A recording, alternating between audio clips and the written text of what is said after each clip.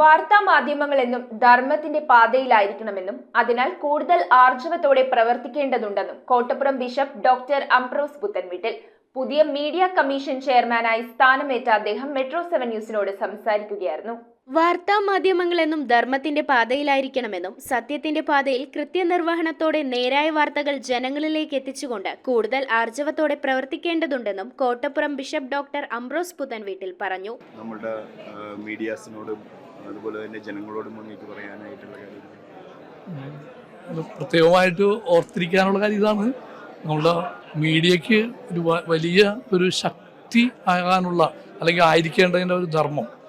ഞാനെപ്പോഴും സാധാരണ പറയുന്നത് തന്നെയാണ് നമ്മളുടെ ഒരു ഗവൺമെൻറ്റിനെ സംബന്ധിച്ച് എക്സിക്യൂട്ടീവും ലെജിസ്ലേറ്റീവും ജുഡീഷ്യറിയും ഇവ 3 പില്ലേഴ്സിന് 4ാമത്തെ പില്ലർ ശരിക്കും മീഡിയയാണ്.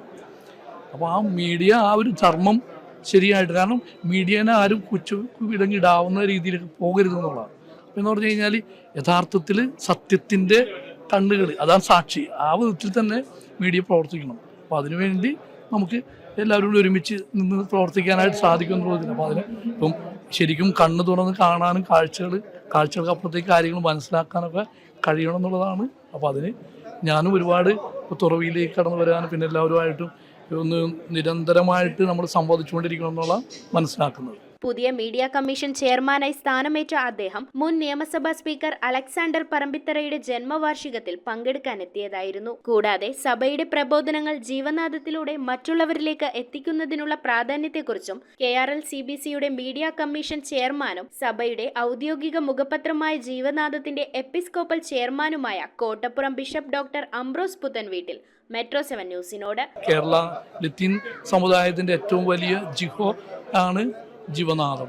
അപ്പോൾ അതിലൂടെ നമുക്ക് എന്താണ് ഈ ലോകത്തിൽ സംഭവിച്ചുകൊണ്ടിരിക്കുന്നത്, അല്ലെങ്കിൽ പാപ്പ എന്താണ് പറയുന്നത്, അല്ലെങ്കിൽ ക്രൈസ്തവ സമൂഹം എങ്ങനെയാണ് ജീവിച്ചുകൊണ്ടിരിക്കുന്നത്, ജീവിക്കേണ്ടത് എന്നൊക്കെ പറയുകയും അതുപോലെ തന്നെ സംഭവിച്ചുകൊണ്ടിരിക്കുന്നത് മാത്രമല്ല എന്താണ് ഒരു ഫ്യൂച്ചർ ഓറിയന്റേഷൻ മുന്നിലേക്ക് കൊടുക്കാനും കൂടിയുള്ള വലിയ ഒരു ദൗത്യം അത് കത്തോലിക്ക സഭയ്ക്കുണ്ട്.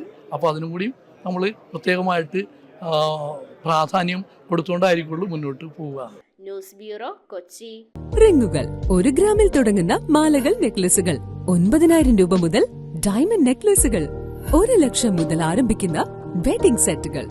കൂടാതെ നിങ്ങളുടെ പഴയ സ്വർണത്തിന് ഏറ്റവും ഉയർന്ന മൂല്യവും മഹാരാജ ഗോൾഡ് ആൻഡ് ഡയമണ്ട്സ്